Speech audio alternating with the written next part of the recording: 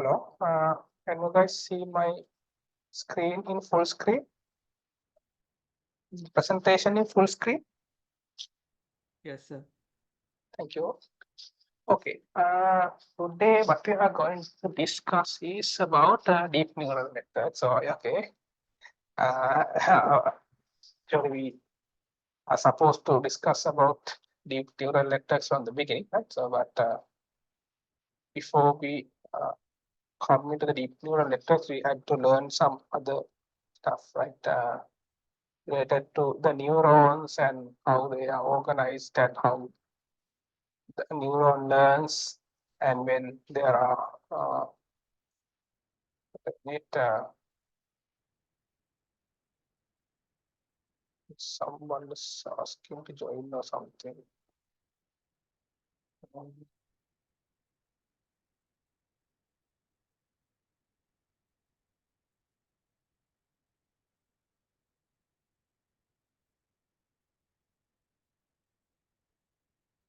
It,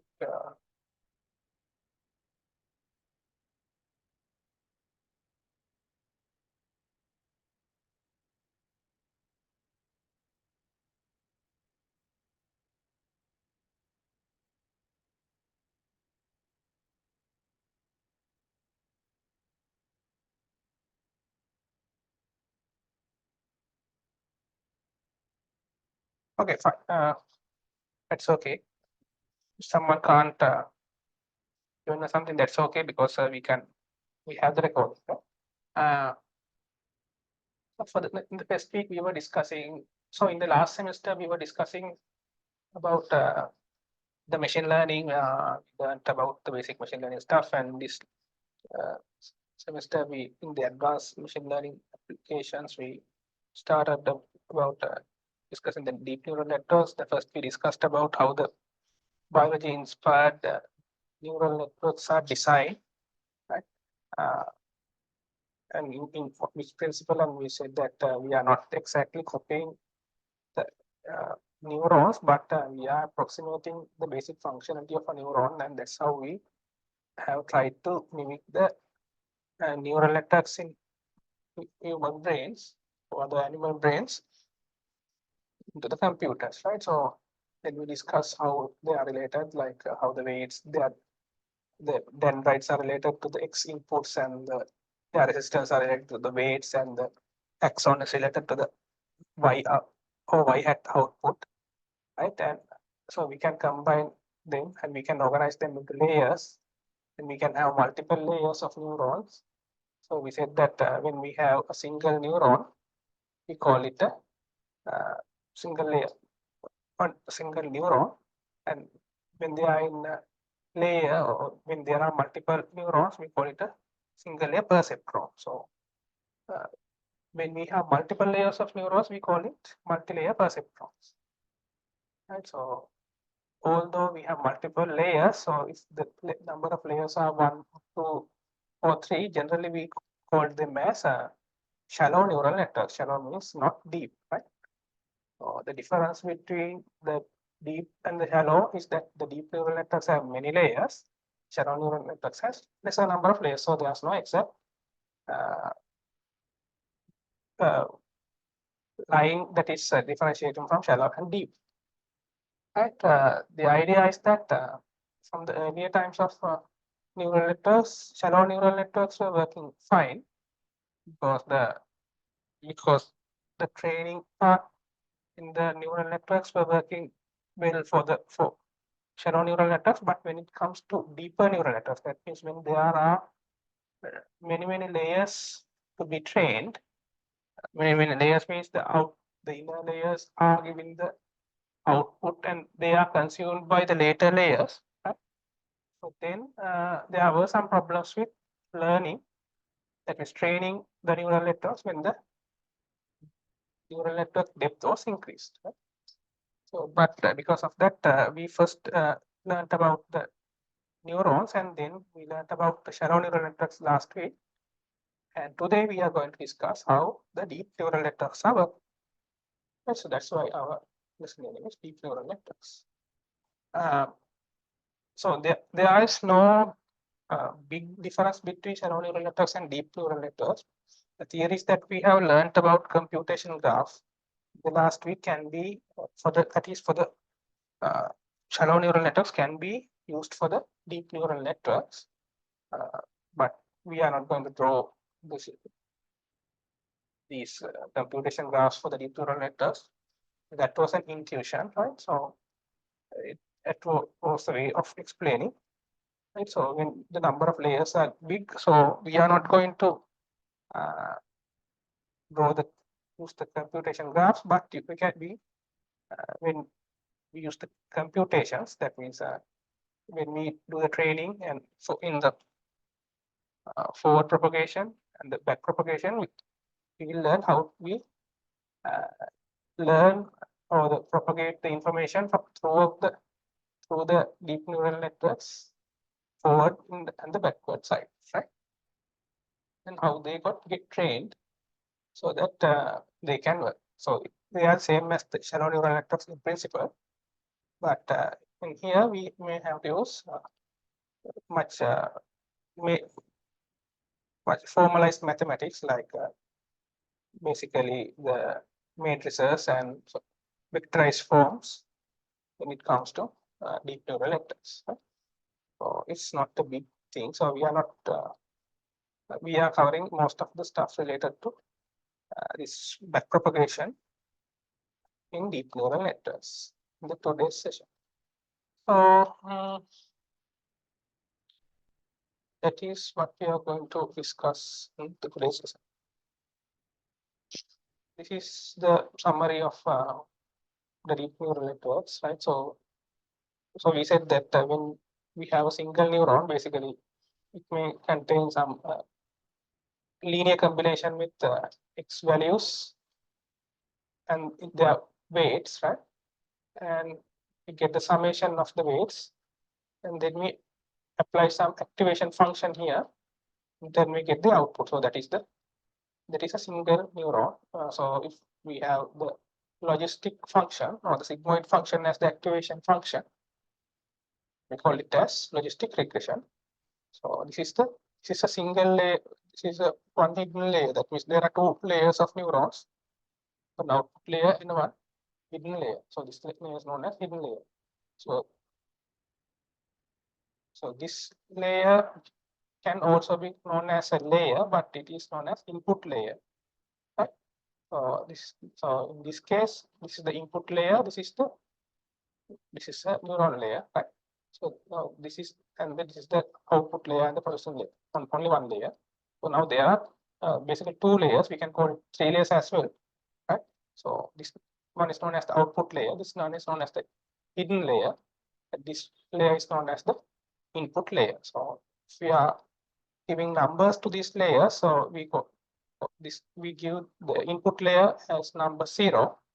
But let me write it. So we give the number. So the layers we not give the notation as given inside the square brackets, right? So this is the 0th layer or the input layer. This is the first layer.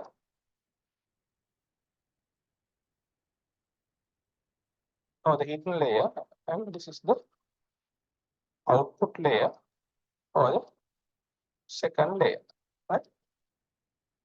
So there's only one hidden layer. So now there are two hidden layers, right? The 0th layer, first layer, second layer, and third layer, right? So everything should be behind square brackets, right? So when you define the layers, this is how you do. So this is a bit shallow neural network, but we can have even more number of layers in a neural network. So this one is a bit deeper neural network, right? So this one is an example for a deep neural network. So this is also not that deep, but this is somewhat deep, right? So this has like input layer 1, 2, 3, 4, 5, 6 layers, right? Okay, so this is there are 5 hidden layers and 1 input layer.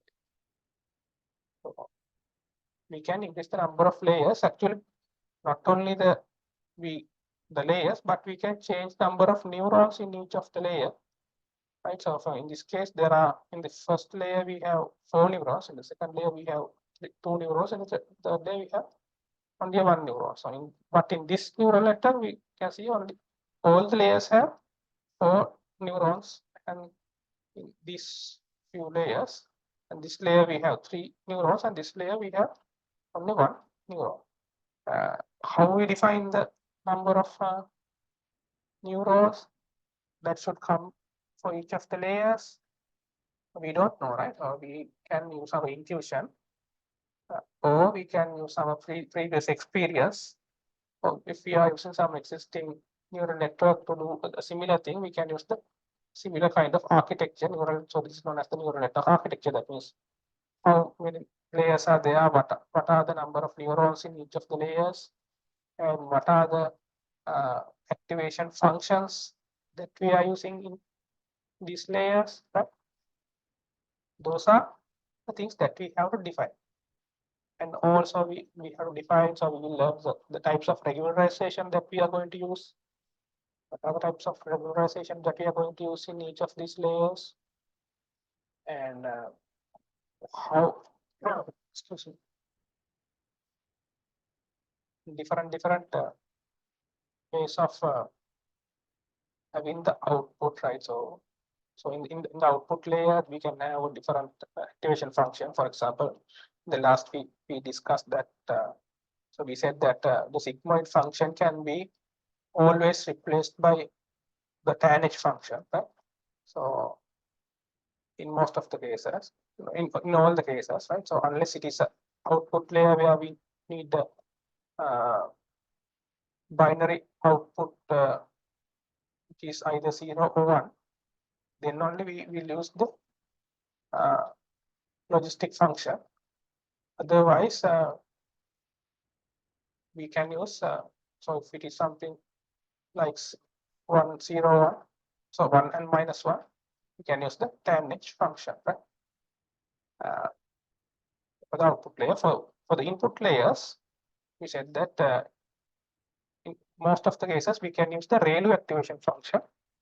So which is the this is the best one that we can use.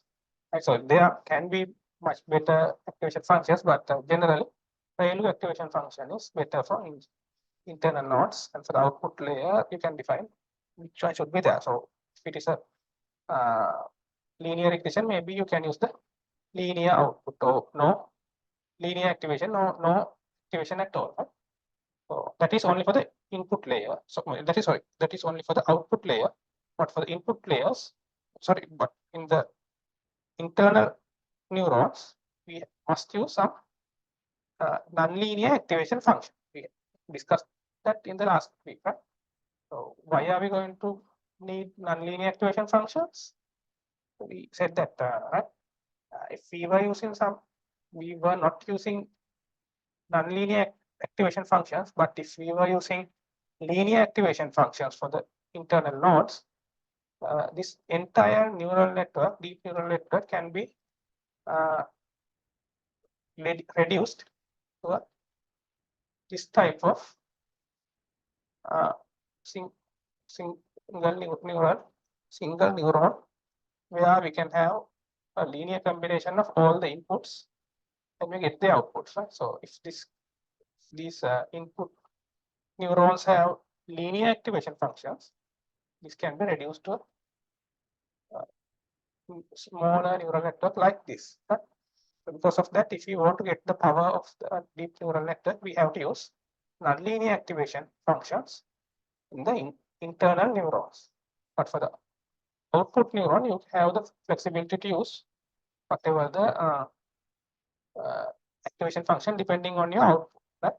So if there is a binary output, we can use a sigmoid function, sigmoid activation function, or so this is for the sigmoid. And if it is a and if the output is plus minus 1, we can use tanh activation function, or you can use a linear activation function for linear regressions, right? So that is what we have learned. Right? And when it comes to deep neural networks, this is another architecture, right? So we have 3 inputs for the in the first hidden layer we have 5 neurons, second layer 5 neurons, third layer 3 neurons, third hidden layer we have 3 neurons, 1 neurons and output, right? So this is the notation that we use, right? So we call capital L as the layer number, right?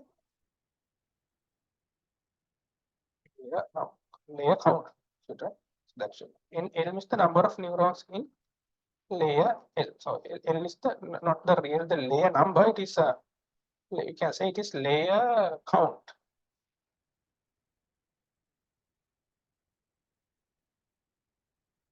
And so this is the correct layer count. So in L is the number of neurons in layer L. Right? So this is the I said that this is the 0th layer. So N so N 0 is what is N 0? 1, 2, 3, right? Through 3 inputs in the 0th layer for the N1. So this is the first layer, right? So N1 is what is N1? 1, 2, 3, 4, 5. Right?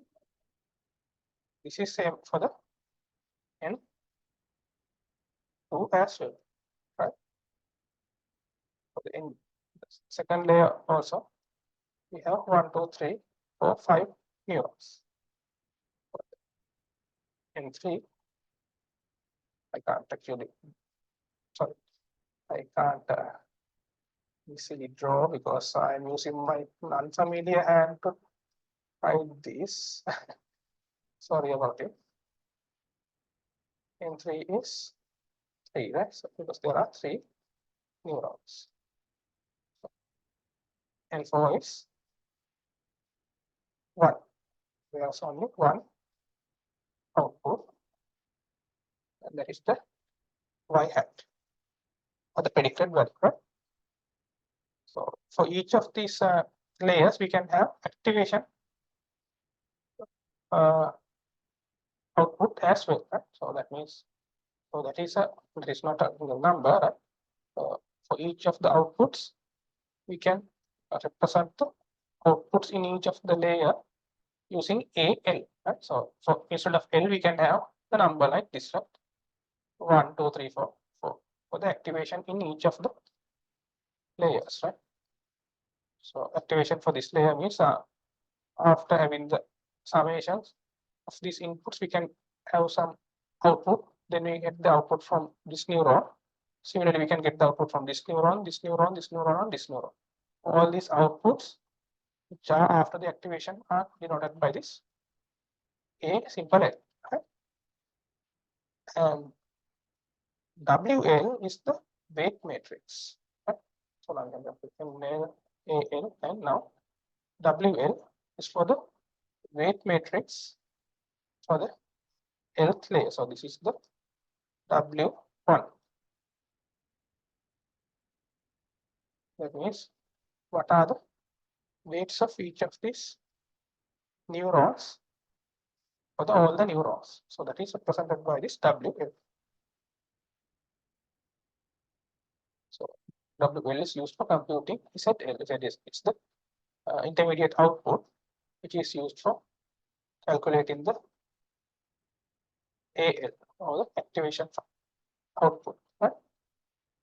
So what it instead other than the WL, we use another term known as bias term. Right? So we said that the last semester we were using beta. Excuse me. We were using beta 0 to beta 1, beta n, right? So beta 2, beta n, right? But in this semester, we call B0 as beta, sorry, beta 0 as B for the bias. And for the rest, we call it as W, right? This is for the neural networks. Actually, not only for the neural networks, for the other machine learning algorithms also, sometimes we can use this W and L notation, sorry, W and B notation instead of using this beta or alpha notation. So sometimes people use theta or theta instead of beta, right? For the machine learning. In some books you may find it. In some books they use W and B notation. And so in this module we are using W and N. So W and B notation.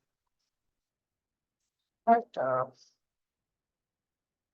And when it comes to the forward propagation, so forward propagation means the last week we learned how to use the computation graph to calculate the output of a logistic function, right?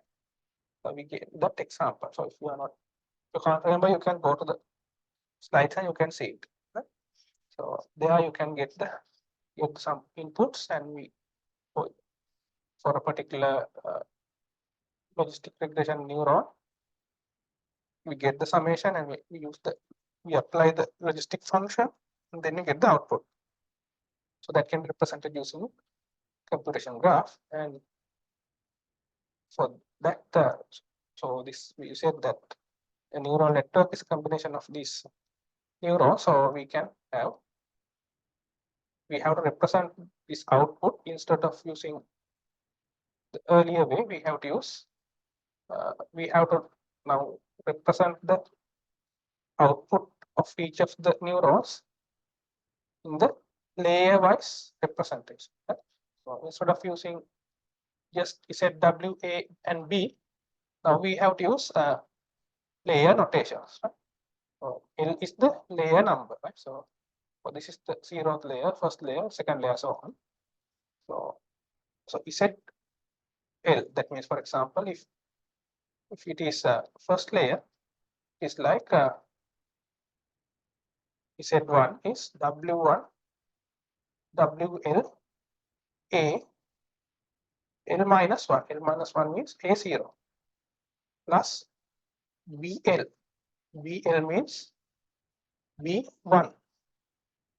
So actually this should be not L, right? It should be 1. I think it is not correct. Right? W1 A0 plus B1. That is how we calculate the Z1 output, or the intermediate state output of this linear combination. So after calculating Z1, we apply the Z1 into the activation function, which is G1, right? If it is a logistic regression, this G1 is a logistic function, right?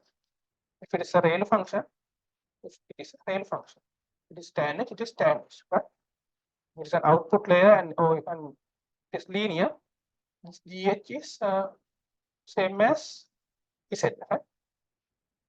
Sorry, G1 is same as the input, right?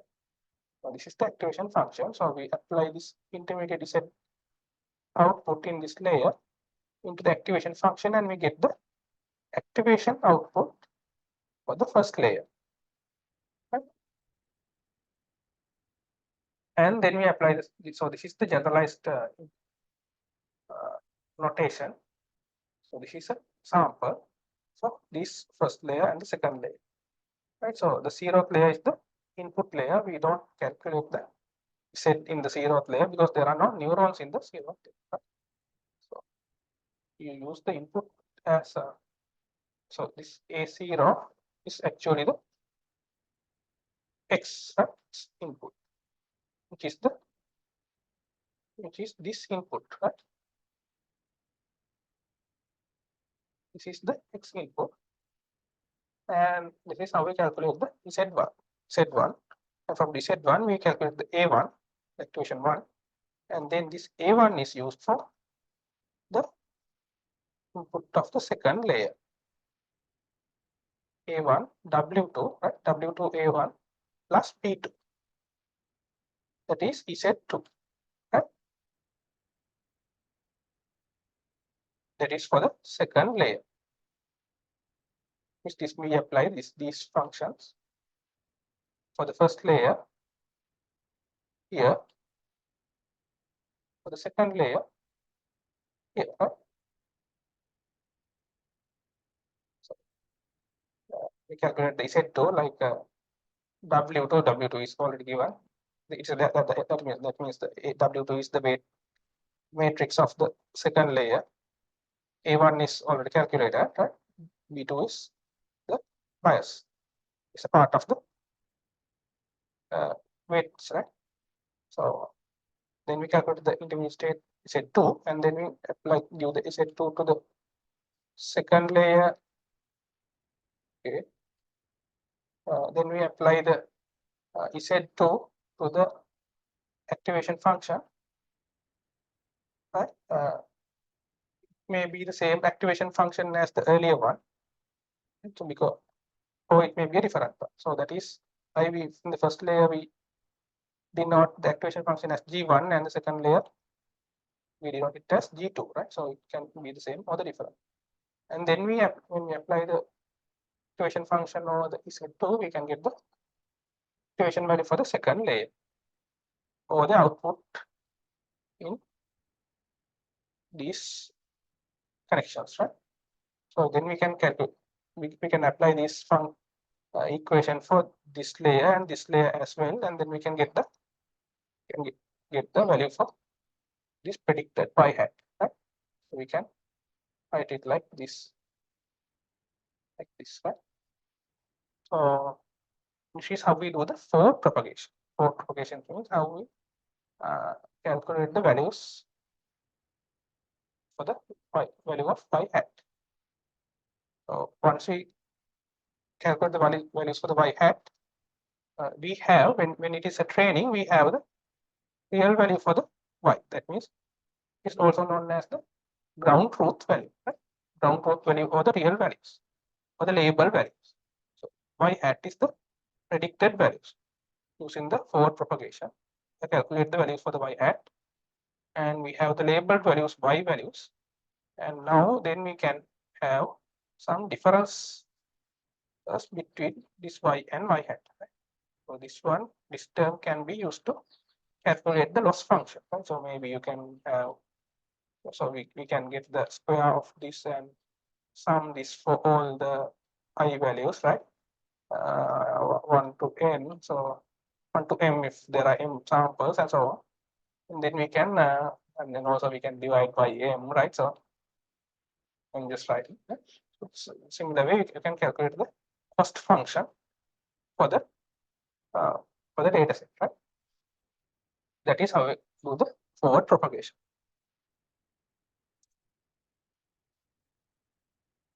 Okay, so right.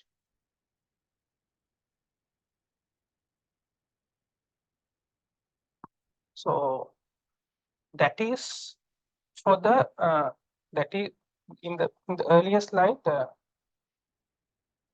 In this slide, what we discussed was about having the calculating the values for each of the data points. Right? So we were using simple Z, some simple W, simple A, and so on, right? Not it, right? But when it comes to applying a data set, right? So for example, if you use a data set, we can consider the number of data points also as a form of vector, right? So that means all these things that we do in the forward propagation can be applied for all the data points, right? So that is, so then this in the earlier equations, these equations becomes vectorized, and this Z, W, and A are turned into capital letters Z, W, and A matrices. So this is known as the vectorized format. Right? So vectorized format means, so early one is also vectorized, but this is bit different because this has all the data points as well. Right? And for the activation also, so here also instead of simply capital A, we use this computer Z matrix. You can calculate in the activation values. This is the activation matrix. Right? And all similar to the examples that I have given for the calculating for the first layer and the second layer. You can calculate the values for the first layer, second layer, for all the data points. Right? So in this case, we are using the vectorized format, which we can calculate the values for all the data points. The value of using vectorized format is, so when you write it in that way, you can get the assistance from.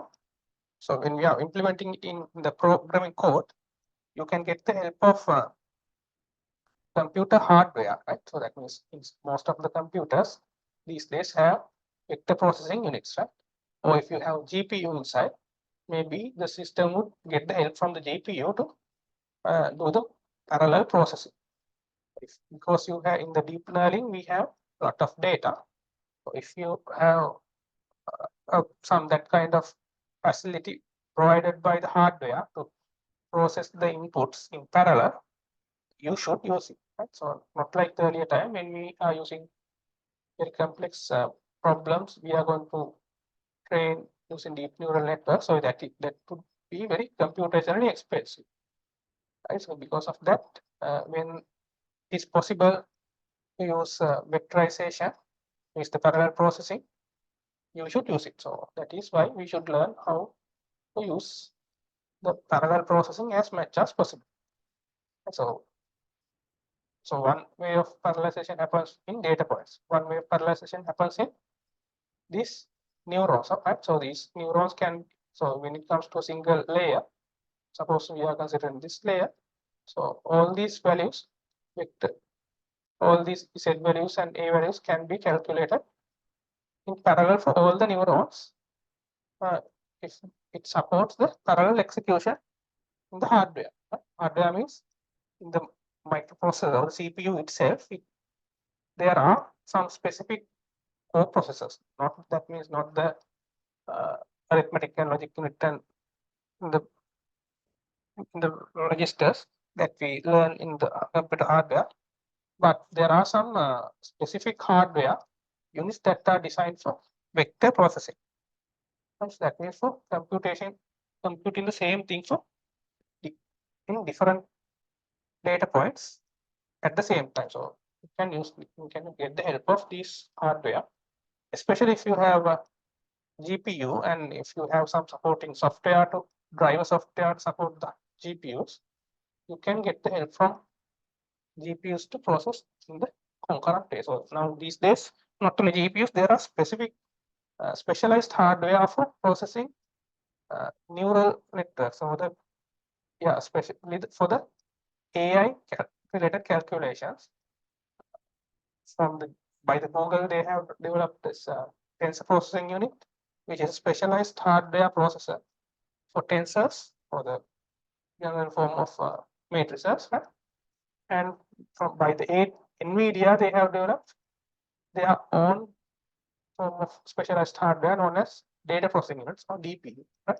So Google's one is known as TPUs, and Google specialized hardware is known as TPUs, like the CPUs and GPUs for the stuff we know. This is known as TPUs, tensor processing units by the Google, and data processing units was developed by NVIDIA. Right? So in future we may be using these kind of hardware attached to our computers to do some heavy deep learning stuff by our own. Right? So you should remember, so when you are getting the help from this kind of specialized hardware, you must use some programming, which is which are using vectorized or implemented matrices to do the calculations. If you are trying to do the implementation with for loops, that means in sequential way, so this hardware will not be supporting your processing. So however, this because you are most of the cases you will not be implementing these algorithms by yourself, so those things may not be required for you as person, because they are already implemented in lower layer, right?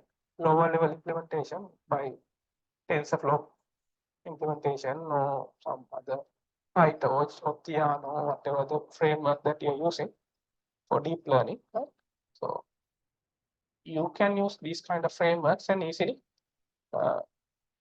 stop thinking about these implementation, metric processing implementations that we learn these days, and you can simply use the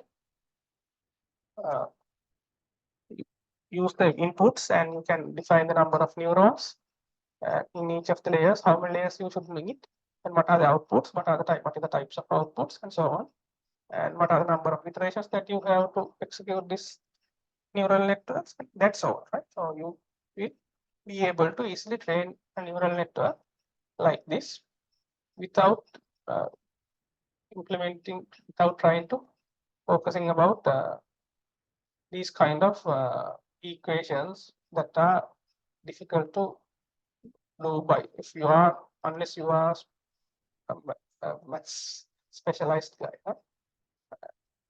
So these are kind of linear algebra related to matrices and tensors. So you may need some familiarity if you are going to implement these things. So that was what we were learning in the last 2 weeks in our tutorial, right? This kind of stuff. But in the today's tutorial, this tutorial 2, you will see these an implementation with TensorFlow Keras. You don't have to think deeper about these equations, but you can simply define this kind of neural network using your requirements in an easier way. Right? So if you start to do it today, you will see how to do it. Okay. Right. So that is what we were discussing, right? So when it comes to parallel processing, you should be replacing the for loops when it comes to parallel processing. When it comes to doing the parallel processing in the neurons in the same layer, or for the data points, right? Multiple data points. But there are some stuff that you can't make it parallel. Right? For example, so let me move to this the earlier slide again. So if you do the computation first for this layer, see first layer, and then go to the second layer, right? So that means, so once you when you go in the forward propagation way, that means in this direction from the inputs, you start with this layer, and then you start with this layer, and then you have to go to the second layer, right? So then you go to the third layer, then you go to the fourth layer, and then you get the outputs, right? You can't actually do this layer-wise processing in the concurrent or the parallel way, right? So you have to do these processing in between the layers in the sequential way, right? So you have to do the computations in this layer first, this layer second, this layer third, fourth, and so on in a sequential way, but you can't parallelize the execution in between the layers. So that is something you have to keep in mind. That means you have to use for loops to go from one to another layer of neural networks when you are doing the forward propagation, and also for the back propagation. We will discuss later, right? So although you can do the processing related to a single layer in a parallel way, you can't do the computation in two or more layers in parallel because you need the outputs from the first layer for the as the input for the next layer. Right? So you can't do it parallel. But maybe you can. No, you can't do it. Right? So you can't do it in the pipeline. Right? So this is a way of using another way. So generally, we at the moment there are not technologies that are currently supporting parallel execution of data processing in multiple layers. So you have to use a for loop for each of these layers that has to be executed sequentially. Right? So first you have to execute this layer, and then you have to go for this layer, this layer, this layer, and so on. So that is what we are saying in this slide. Okay.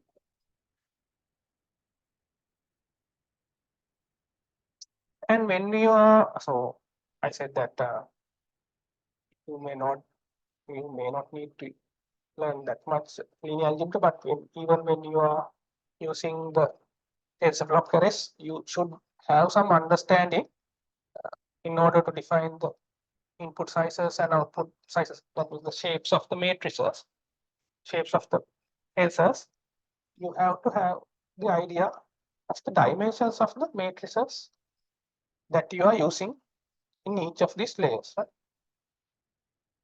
So that means what are the dimensions of the matrix of weight for the weight matrix that you are using in the first layer. What is the dimensions of the weight matrix that you have to use in the second layer, and so on. Right? And for the biases as well. Right? So what is the dimensions for the first layer bias, second layer bias, and so on. And also when you are getting the outputs, also when you are applying these activation functions, you have to know what are the dimensions of Z matrices as well. So you have to be clear how you are using. So one easier way to remember the weight matrix dimension is like this. The weight matrix of the layer L, right, should have the dimensions like that layer's dimensionality, or how many neurons are there in this layer, is denoted by NL, and the second dimension is the dimensionality of the previous layers dimension. So we'll go to an example. Right? For example, suppose you are taking this neuron. So no, sorry, this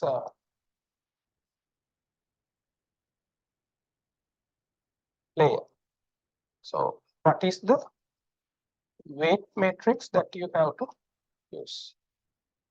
Or W, this is 3, right? So I haven't prepared for this one. If I'm wrong, just let me, if you have found it later, right? So this is for the, what is the W3? So how do you find W3? You have to find that particular layer's dimensionality of the previous layer's dimensionality. So what is that particular layer's dimensionality? There are 3 outputs, or 3 neurons in this layer. So this one's dimensionality is be like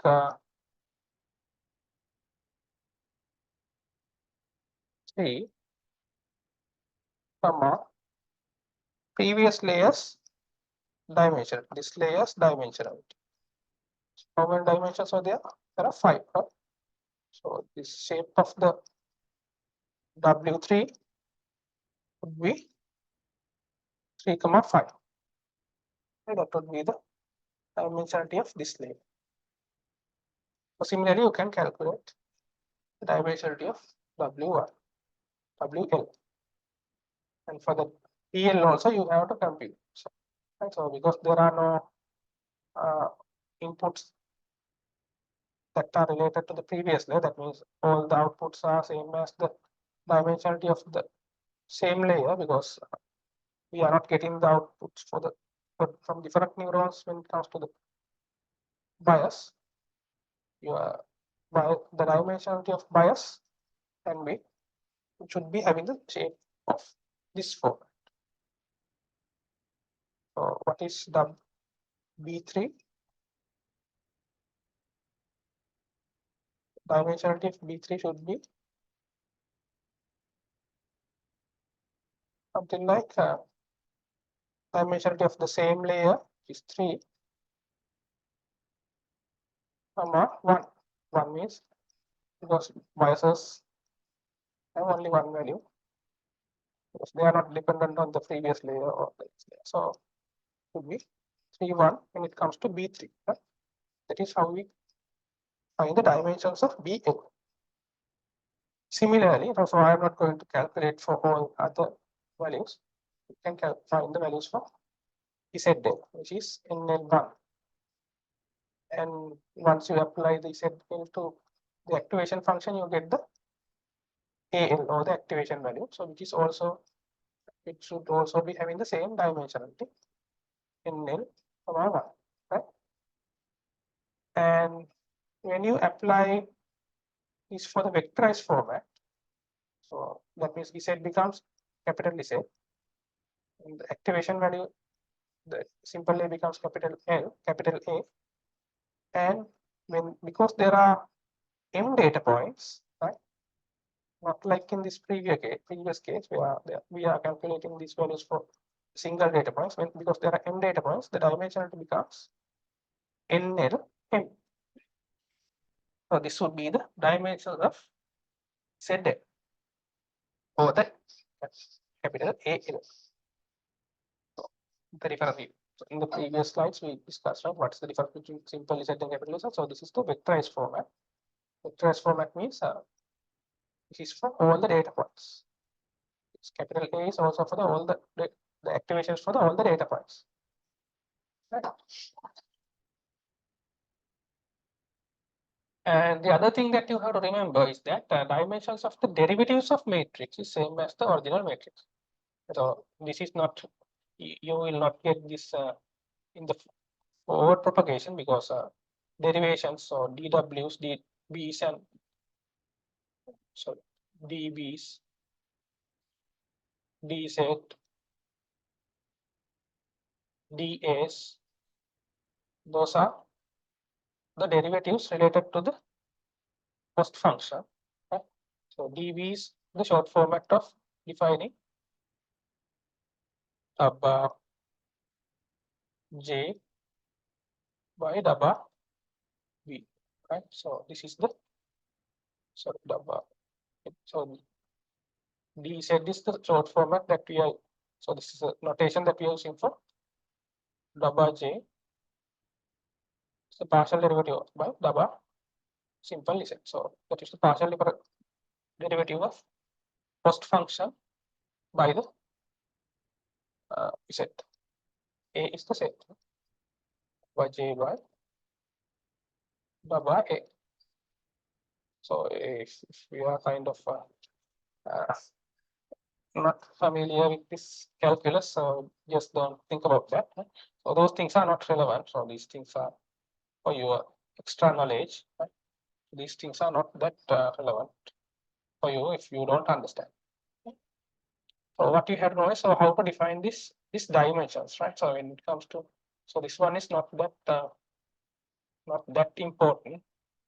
Actually, this only these forward passing is what is important for you when you are using the today's tutorial. Right?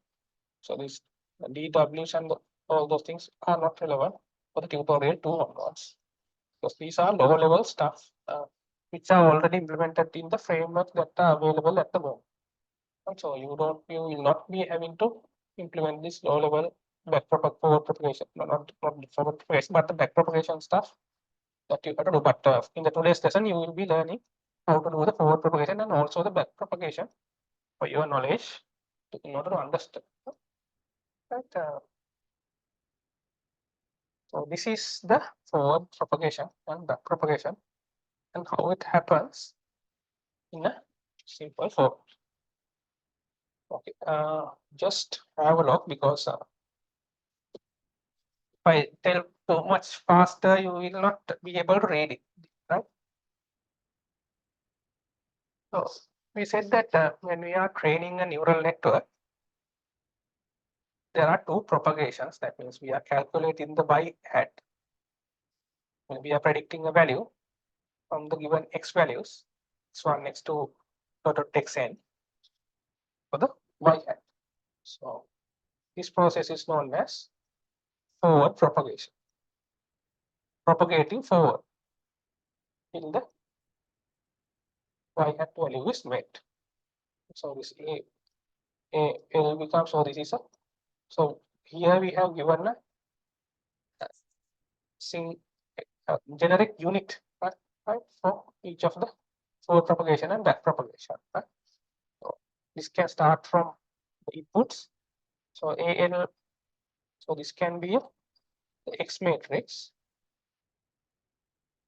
and this can be the, at the end, this can be the Y hat. Right? So in the beginning, this can be the X, at the end, this can be the Y hat, right? For the forward propagation. And when we have predicted the Y hat or the predicted values there, you have to find the derivatives of the cost function with related to each of these parameters. So that's what we are doing in the back propagation. So that's what we have tried to learn in using this computational graph. Excuse me. The last week, that's what we were discussing. In the back propagation, so in the forward propagation, I have used the green arrows to represent the forward propagation, calculate the, how to calculate the predicted value, and how to calculate the derivatives. That means the derivatives with related to the cost function, like dw, db. So those are things that we want it's related to parameters. Right? So what we want is we want how. So what is dw? So I just mentioned, right? So what is dw? Dw is the smaller notation for daba j by daba w, right? So actually this j means jw comma p, right? So this is the j value. And what is daba b? Daba b is the daba j w p by daba, right? So that means the partial derivative of is the partial derivative of cost function by the weight matrix. This is the partial derivative of cost function by the bias. So if you still can't understand, that is fine, right? So what we are trying to do is, what we are trying to do by this w, so dw and db, is that we are going to find the derivatives of the, or the small changes that we have to make for each of the parameters in each of the iteration, right? So in each iteration, what we are going to do is we are calculating this y hat, then we are going to update these parameters, w parameters and b parameters, right? So how to update these parameters? We find this dw and db's, which we are going to apply to these parameters, right? So this w is not really a single parameter; it is a matrix of parameters, right? B is also not a single scalar value, but a matrix of values, right? So if we are not familiar with matrices and vectors, you may be confusing why we say that w and b And sometimes we consider them as vectors, and sometimes they are considered matrices and so on. So sometimes it can be not matrices but tensors with more than that 3, right? So that means it can be different, although we represent them as W and B. Right? So don't worry about those things because we don't have to use them in this way. But what you have to learn is how what we are doing here in forward and the back propagation, right? Forward propagation, back propagation. So in the forward propagations, this WL and BLs are, that means W weights and biases are already there. Right? So because either you might have started, then you may have initialized random values, or you may have updated these W and B values, and these are the values that we are having, and they are used to calculate this activation values in each of the layer, right? So then we go to the other layer and so on. And that is the forward propagation. In the back propagation, what happens is we from the end, that means from the y hat level, so we can calculate the y minus y hat to the square. This is for the mean square errors, right? So I sum I equals 1 to n, m is the number of data points. So then we divide by the number of data points. So that is how we calculate the cost.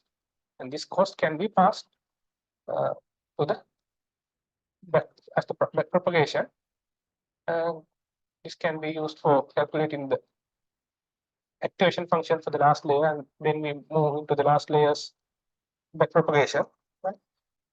So one thing you have to remember is that when we are doing the forward propagation, the Z value, the intermediate value, right, that we calculate before the activation value, that has to be stored in the cache value. Right? Cache value means it should be stored in the memory location, so that when we are after the forward propagation, when we go for the back propagation, we have to use these Z values for calculating the values in this step, right? So because from this step you are only forwarding the activation value, not the Z value. So Z value has to be kept in the cache. Right? So in each of the step so this is only a single step. This is also a single step. But when you move from step to step, you will see these things get updated in the caches, and these things will get updated in the back propagation. So this is what really happens. Right? So this is the extension of the earlier unit. Just look at it, right? So just read it. So I will give you a few minutes so that you can go through it. Otherwise, you may think that this is so difficult, right? So it's not difficult. I have just repeated the same unit. So this is the beginning of the data set, right? So x0 is 1. So this is where we have started, right? So this is where we have stopped, where AL is capital L is the number of layers, right? So we have measured it earlier. AL is y hat. This is the end of the forward propagation. This is the last step. So these are the first 2 steps. So then there can be many steps. So then we go to the end of forward propagation. And in each of these steps, we add the values Z1, Z2, Zl to the cache. Cache is what is a cache? Cache is a temporary memory location that we keep the values until we process, right? So after the forward propagation, we come to the back propagation, and these caches will be remaining unchanged. When you come to the back propagation, what happens is we start with the last activation functions derivative, and then we come to the last step.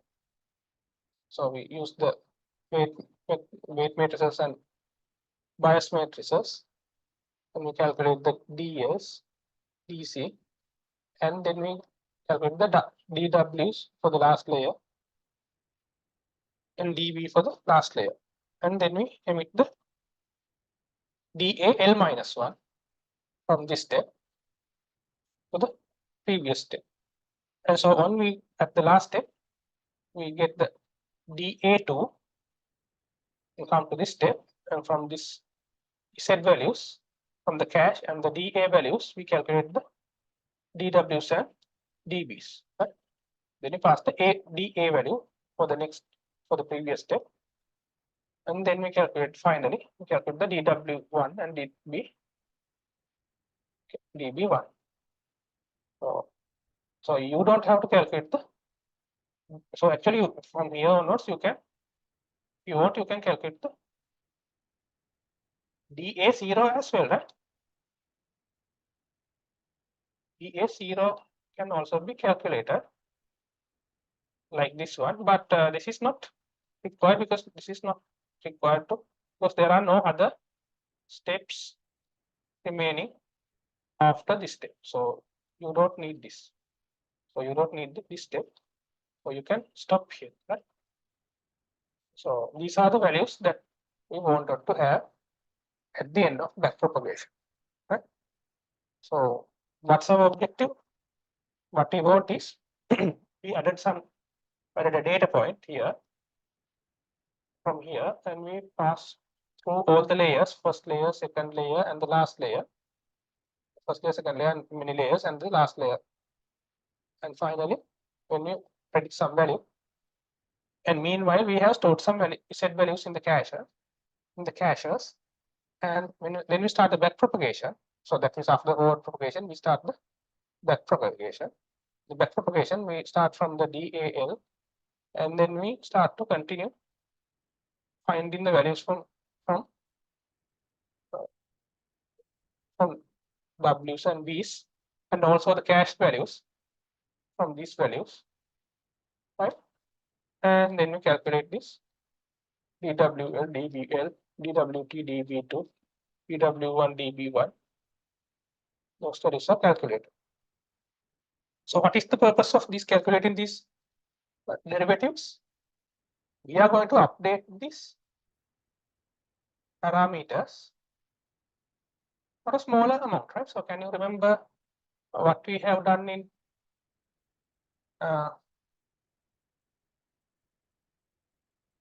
okay, so I will explain it later, right? So what we have done, so can you remember what we have done in the gradient descent lesson in the last semester?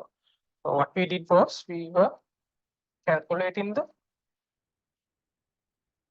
we were updating these parameters, W and B parameters, a small amount depending on the gradients, right? So these are the gradients actually.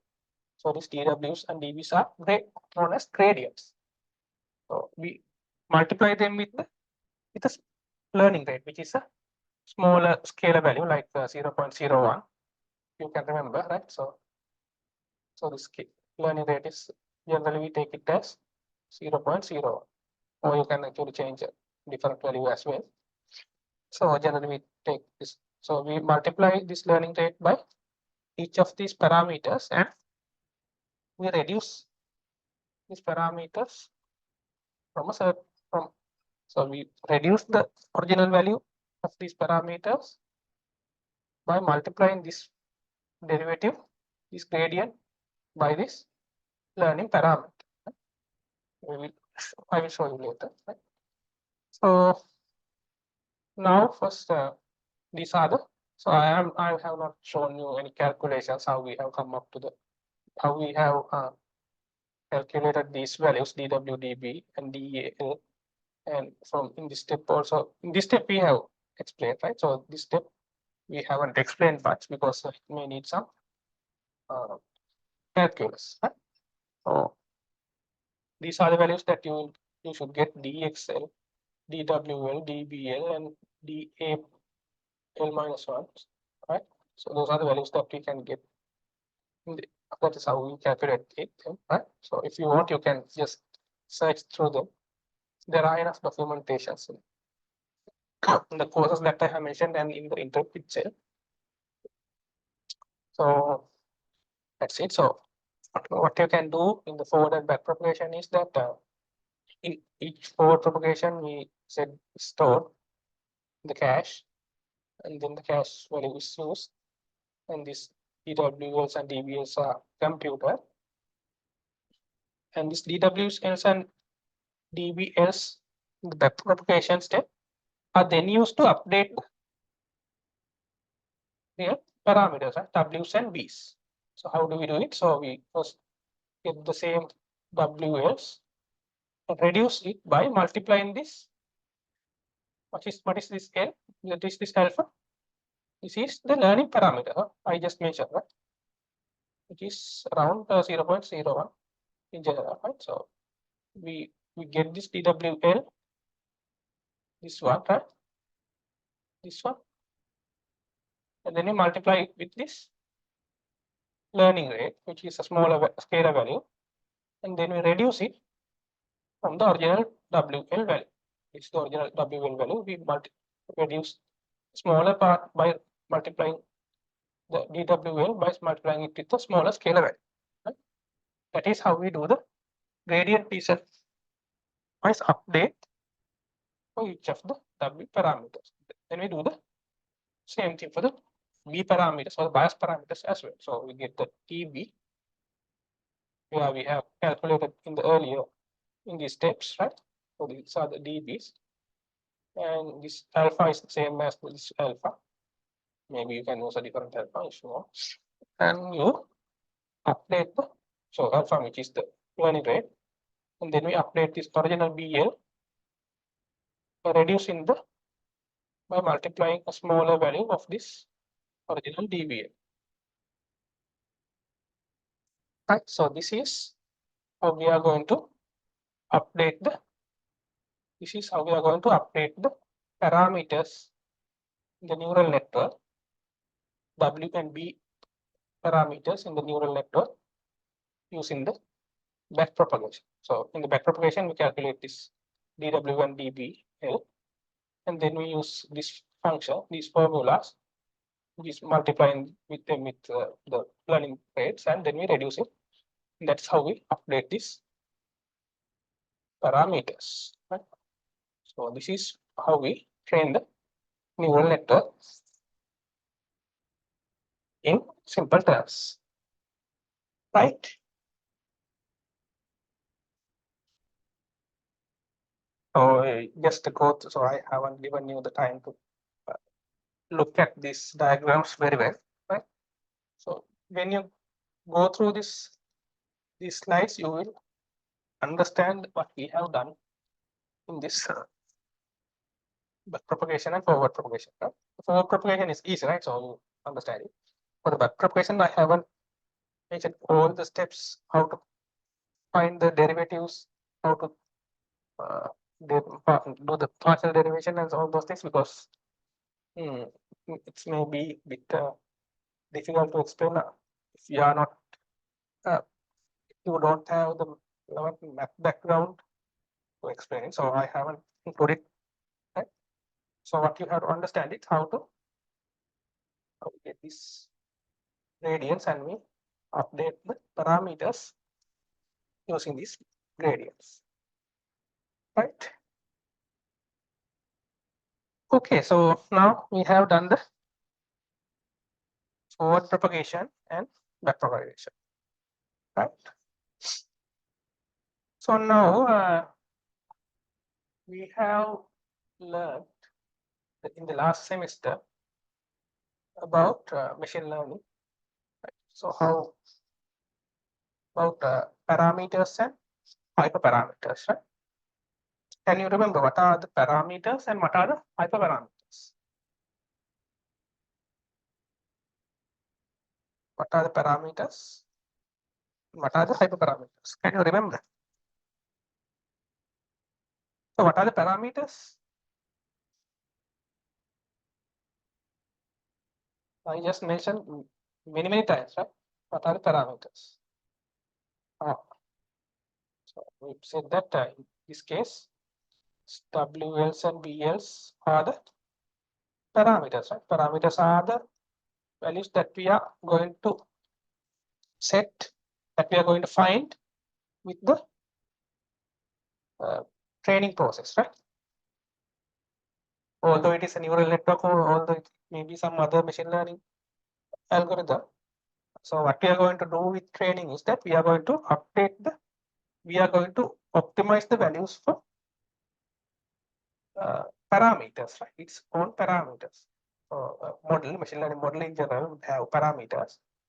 We are trying to optimize its values so that we would minimize the cost function, right? So that's what we were doing in the machine learning class. That's what we have learned, right? So we are doing the same thing for the neural network. So here what we have done was with the forward propagation, back propagation, we are trying to reduce the cost function. That means we are going to reduce the cost function. That means we are going to find the parameters that are reduced, that are minimizing the cost, right? That is what we have done with forward propagation and back propagation. So these are the parameters, W's and B's, right? Because those are the values that we are going to update in order to train the neural network. So then what are the hyperparameters? Can you remember? We have discussed in the machine learning class as well, right? The hyperparameters are not getting changed with the machine learning process, but these are also some parameters that we have to set some values at the beginning of the machine learning process, right? So, but we have to, the software, the data scientist or the data analyst or someone who is training the model has to set those values by himself or herself before we start the machine learning process. So those parameters are known as hyperparameters. Those parameters don't get changed with the machine learning process. So they are not getting changed with the machine learning process. So this is known as, these parameters are known as hyperparameters. So what is the best known hyperparameter that we know? This one, right? Learning rate. I just said that generally we take alpha as 0.01, right? So, or it can be 0.05 or 0.05, whatever, right? So maybe we can optimize the learning rate as well. In the last semester, we have discussed what would happen if the learning rate is high, too high, if it is too low, what would happen, right? If you can't remember, just go to these slides and just look at it, right? So because those are the same concepts that are applied for neural networks as well, right?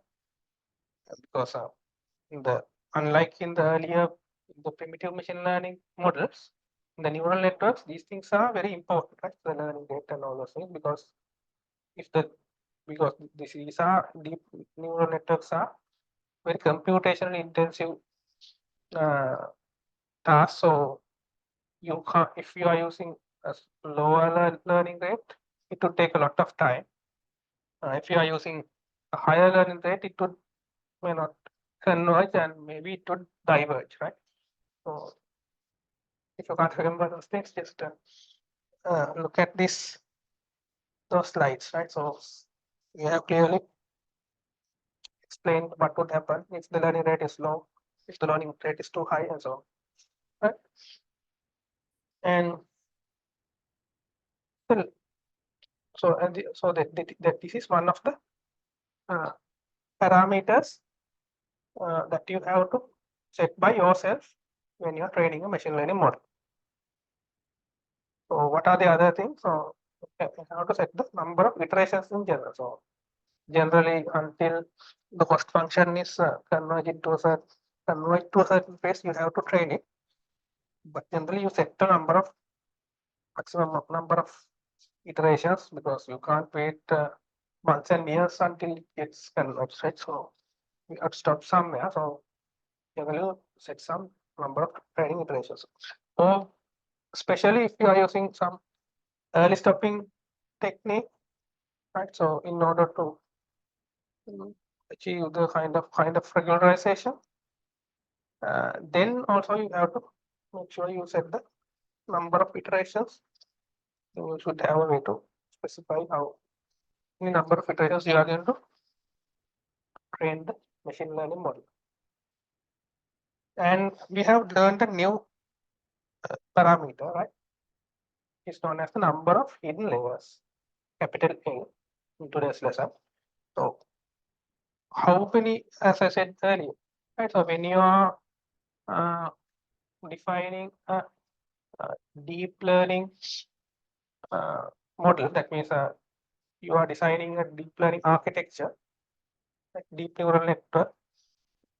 You are trying to design it. You have to find what are the number of layers and what are the number of layers, capital N, and what are the number of hidden layers, hidden layer units that it should contain. That means for the first layer, what are the number of neurons it should have. For the second layer, how many number of neurons, and so on. And so that is all for the fully connected feed-forward neural networks that we are discussing up to now. Right? So, but there are some other different forms of neural networks as well. In these neural networks also, you would find these problems like how many hidden layers are there, how many hidden layer units should be there in different ways, right? So, the feed-forward networks that we have learned until now, like feed-forward networks are the networks like this, right? We have some inputs and then we move forward. We don't have any loops, all because this is known as dense or fully connected network, because all the inputs are connected to the next layer is fully connected to the second layer fully connected to the third layer, and so on. So this is known as fully connected feed-forward neural networks. So these are only actually one type of neural networks. So in these neural networks, those are the parameters that you have to, hyperparameters that you have to define by yourself. And also I mentioned that you have to find your own activation function. And I have given some, also given some rule of thumb kind of guidelines, like for the internal nodes, you can use ReLU, or if not, maybe you can use TANET, but ReLU is better. For the last layer, you can use whatever the activation function depending on your output, right? That is also hyperparameter. So this is not a parameter, it's a function, right? Okay. And also there are some other hyperparameters like momentum, minibyte size. The momentum you may not understand, right? Minibyte size, I think you know it, right? So in the last semester in the machine learning, we discussed that, right? So there can be basically two extremes of training a data set, like batch learning, right? Full batch learning and stochastic learning. That full batch learning is training the whole data set in each of the iterations. Stochastic learning means you are learning, you are updating the model for each of the data points in the stochastic mode. And also you can have an intermediate kind of training mechanism known as mini batch training, right? So that means you don't use the whole batch, but you only use a part of the batch for each of the update in the machine learning model. So you have to find what is the best batch size relevant to your model. Defining this mini batch, so batch size, or known as the mini batch size, is also a thing that you have to do with hyperparameter, finding hyperparameter. So batch size is also a hyperparameter when it comes to neural networks, and not only neural networks, but also for the machine learning models as well, right?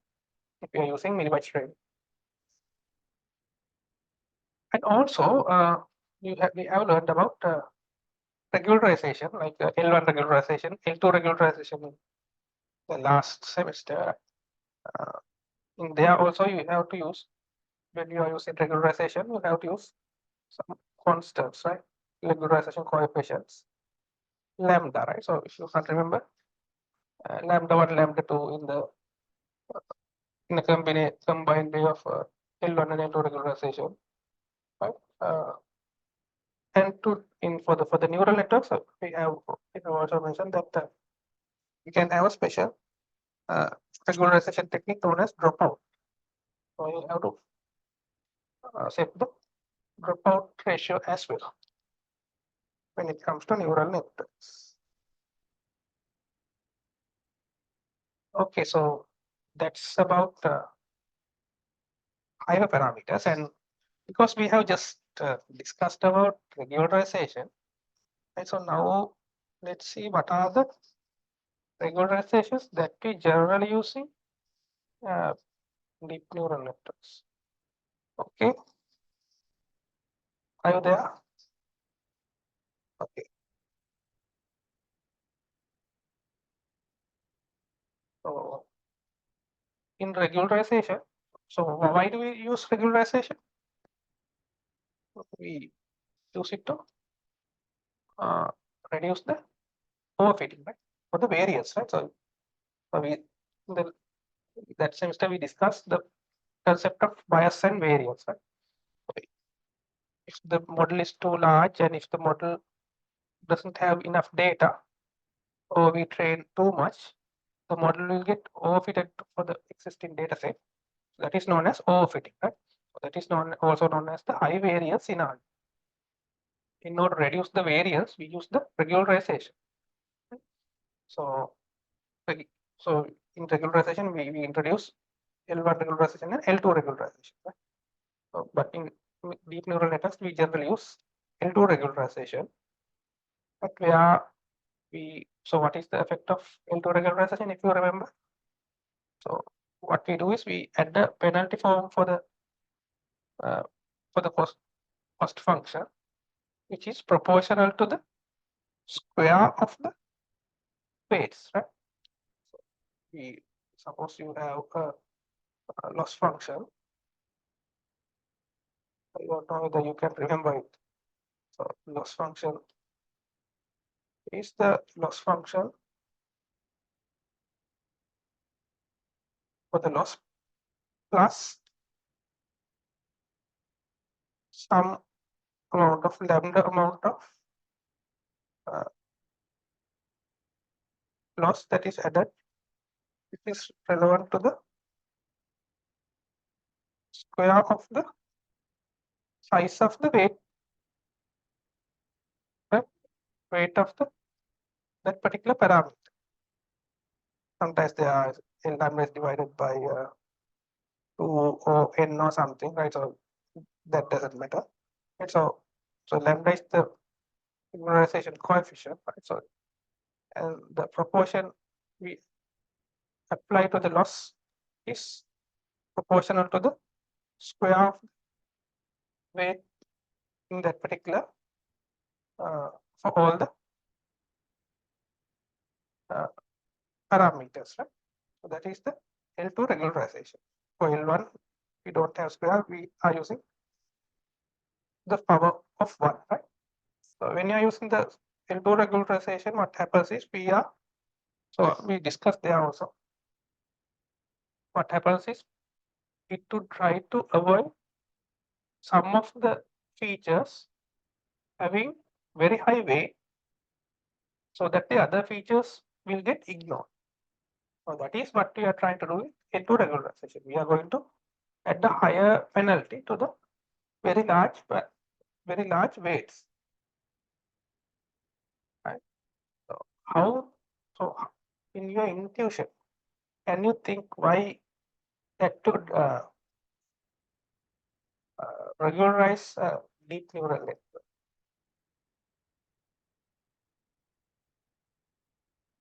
So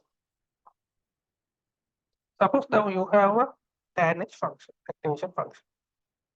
So you know what is tanh activation function?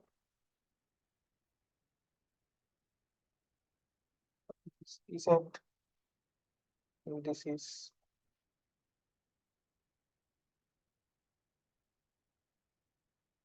this tanh.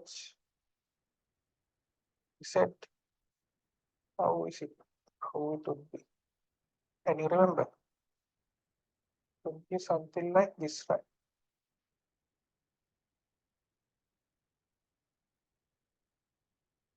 This is 1, this is 0, and this is -1. This is 0. So what happens when you reduce the weight? So is it, how do we calculate is it? So is it this WT x plus B. So when you reduce this Z, reduce this W as much as possible, what happens is this Z would also be reduced in size, right? Because we have applied apply the penalty proportional to the square of the weight, this weight, right? So when we are applying this loss based on the square of this weight, so this weight would be reduced and this Z would also be reduced. Reduced means not in the directional way, but the magnitude of the Z would be reduced. So Z would not be a very high value, high positive value or high negative value. So it would be the Z would be around this range, right? Where the relationship between Z and the tan H is linear, right? Because of that, what happens? We can get a good relationship between Z and tan H when we can reduce the WT or the weights, right? So that is one new intuition that you can think how the L2 regularization is working with. So what happens when you reduce the W and reduce the Z, and when it becomes linear, so it can linear means it has a significant amount of gradient so that it can learn faster, right? So if it is in this region where the gradient is very low, you can't learn easily, and it would not be that much accurate when you are training. Right? So because of that, you can use L2 regularization. So the other important regularization technique is known as dropout regularization. So now let's learn about the dropout regularization. Do you know about dropout? You heard about it before? I have just mentioned in the machine learning class, but I will not explain better, right? So dropout is that, so say now you have a neural network, right? Neural network that we are going to train it. So what you are going to do is, so what happens is that you observe some high variance or the overfitting, right? So why the overfitting happens? Because there are a lot of neurons in each of the layer, right?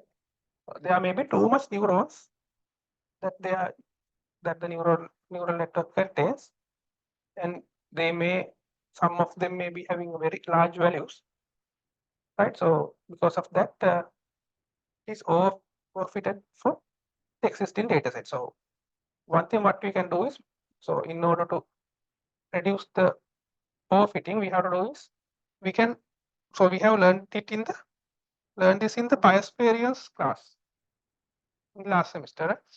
So when the number of parameters are very large compared to the number of data, what you can do is you can reduce the number of parameters so that it would reduce the variance, while it may inevitably increase the bias, right?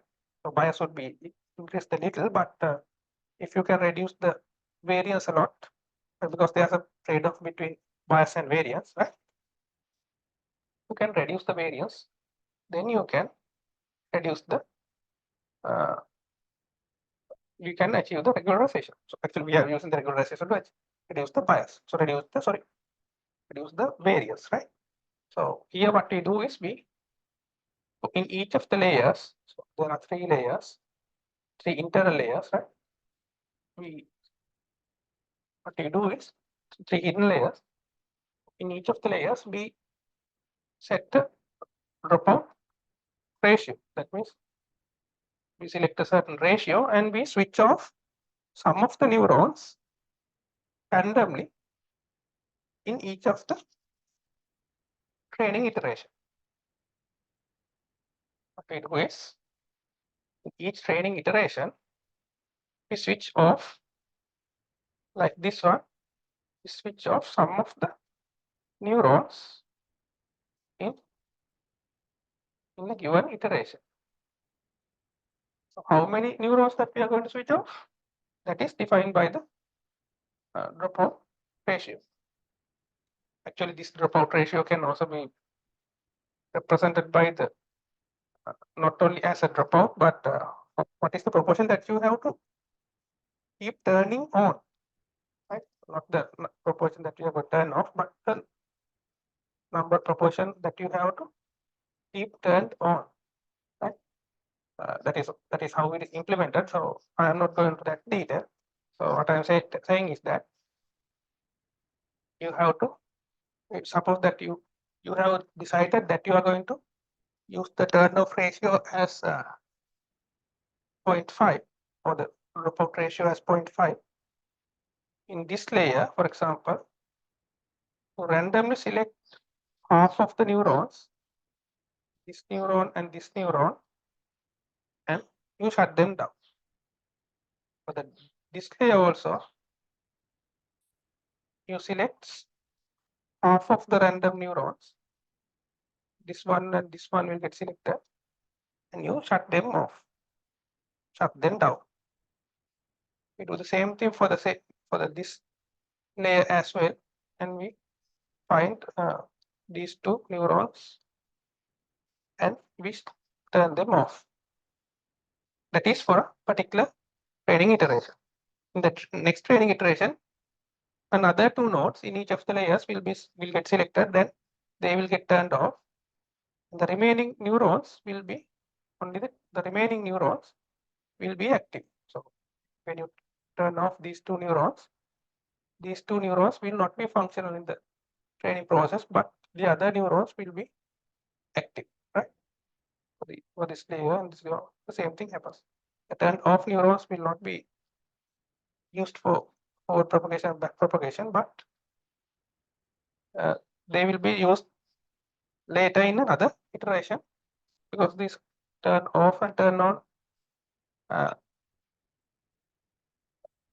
neurons will be selected randomly. Right? This is known as the dropout regularization. So make sure that this dropout happens only during the training process. So, you know, right? So in machine learning, we have 2 phases. First, the training phase and the testing or the prediction phase. The testing phase and the prediction phase. But dropout is only used for training phase, because you turn off the neurons only when they are getting trained in order to reduce the variance. But when you are testing or when you are making predictions, you have to use all the neurons to make the predictions or do the test. Right? There are things that you have to do when you are implementing it. So I am not going to explain it, but because those things are low level stuff, may not need it. So in simple terms, this is what is the dropout regularization.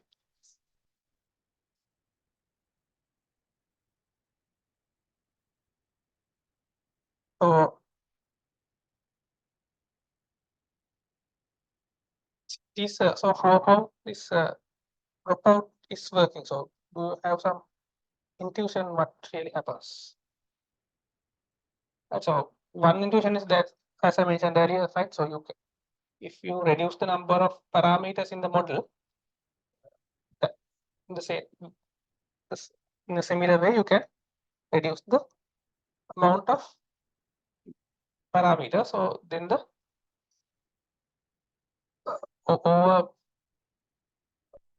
overfitting or the variance can be reduced, right?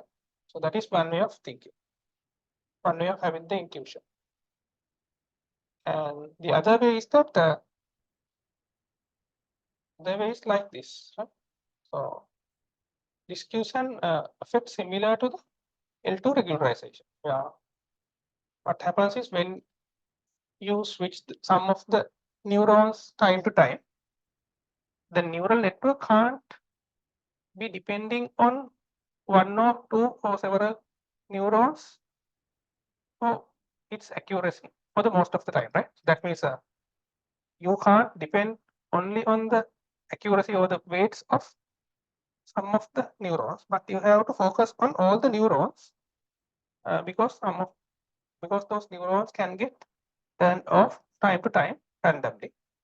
Because of that, none of these neurons will get very high weights and the other has lower weights, because every neuron has to be treated not equally, but there should be some kind of less discrimination in between the neurons in a single layer, and that is kind of similarity to the L2 regularization, right? So in L2 regularization also what we do is we try to penalize more on the weights that are too high, right? So how we do it? So we take the square, so square would increase the higher weights even more, and they would get penalized more by adding more loss, right? So the same thing, similar kind of thing happens with the dropout regularization, where you, when you switch off some of the neurons, if the neural network has tried to keep several neurons and they are as they are dependent, highly dependent neurons, so then the neural networks can get higher accuracies. Because of that, they have to depend on almost all the neurons in a fair way. So this is the another intuition of dropout regularization. So when you are applying the regularization to a when you are applying the regularization to a neural network, you don't have to apply the same dropout ratio for all the layers, right? That means, so in this case, I said that we are applying a 0.5 dropout ratio for all the three layers, right? So actually this is okay because all the neurons have similar, all the layers have similar number of neurons. So we can expect similar amount of overfitting in all the layers. Because of that, we may apply the same dropout ratio, which is 0.5 for all the layers. But suppose you use some different neural network like this. Yeah, these layers have five neurons, and this one has 3 neurons. So this one has only 1 neuron. These are input neurons. So now what happens is when you are applying, so generally when you are applying the dropout ratios, this higher number of neurons, where in a particular, when you find some layers are having higher number of neurons, you can think that these layers may be causing a higher effect of overfitting, right? Because there are too much parameters.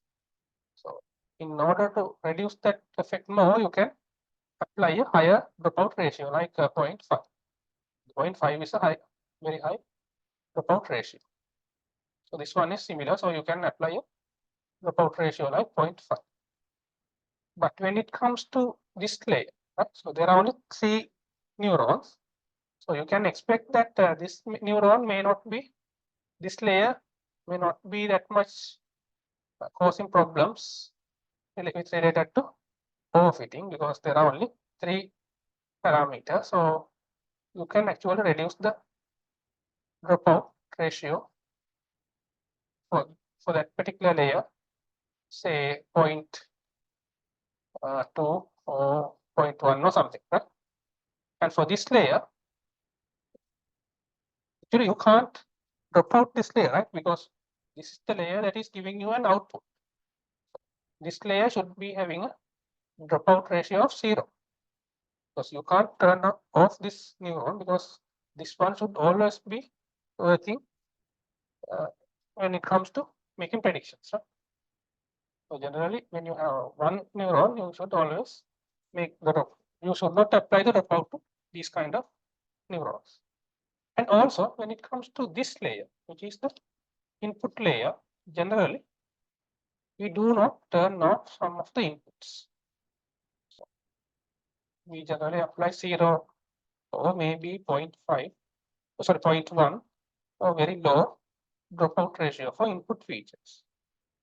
So because when you are applying some a dropout for the input, that means you are reducing the input information from your data set. So that is kind of intuitively not that good when it comes to training a model. So generally we don't apply the dropout to the input layer. That is another rule of thumb that we are using when you are applying the dropout to for regularization.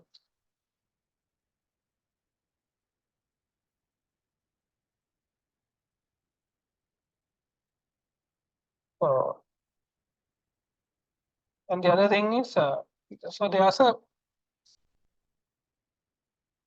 problem with dropout, right? So the problem is that in the earlier case we discussed that when we are not having dropout, maybe you will be having a monotonically decreasing first function, right? With the number of iterations, your first would be reducing like this. But after applying the dropout, your first may not be reducing like this, because sometimes when you turn off some of the neurons, your error will get increased. Sometimes you get decreased, sometimes it get increased, and so on, right? So it would not be easily passing through a smooth curve like this when it comes to error with the number of iterations. When it comes to apply dropout, there is a problem with dropout, but still we are using dropout because that is working really well. So there are some other regularization techniques like data augmentation. Not know whether I have explained it in the last semester as well, right? So the data augmentation is instead of changing the machine learning algorithm, like applying L2 regularization or dropout, what you can do is you can increase the number of data. Because if there are only few number of data, that is a reason for having overfitting. But if you can generate much more data using the existing data, that could reduce this overfitting problem. So there are ways to increase the number of data points. For example, when you have image data set, you can create even more number of images. That means not with adding more information, but you can generate more images to reduce the overfitting by do some mirror flipping the images, by focusing more on certain parts of the images, rotating a bit, and doing different operations on the images. You can create new images which can be used as creating new data, and using much more data, you can reduce the overfitting problem. So that is also a form of regularization if you think like that. Right?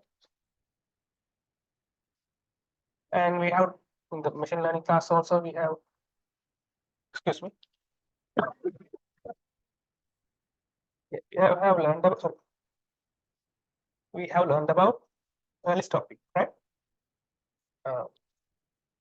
Early stopping can also be used as a form of regularization, but we said that it is not that much recommended because early stopping, although it would reduce the problem of overfitting, it would also inhibit the machine learning process or the optimization process as well. Right? So the main idea of machine learning is reducing the cost function. So it would take some time to reduce the cost function, but if you stop the learning process in the middle, the model would not be able to learn, would not be having enough time to learn the available data. Right? So that is a problem with early stopping. But when it comes to very large machine learning, deep learning models, that could be also working because you may not have enough computational resources or the infrastructure for the time to train different models with different regularization parameters like lambda and find the best regularization parameter for the optimum variance reduction or the for the overfitting problem. You have to find the optimum lambda values for regularization, but if you don't have enough resources or the time to run it run the training process many times, what you can do is you can use this early stopping as an alternative, right? Where you only run it once, and when the you can remember, so when the you can always see your training set error is reducing, but at a certain time you can see that the test set error is reducing and it comes the gradient becomes 0 for the test training set, right? And something like this, right? So with the number of iterations, and you find the error for the training set it would be like this, but for the testing set it would be like this, right? So you find what is the point where the test set error is minimizing, and then we stop at this particular iteration, and that's it. That is known as the early stopping, right? So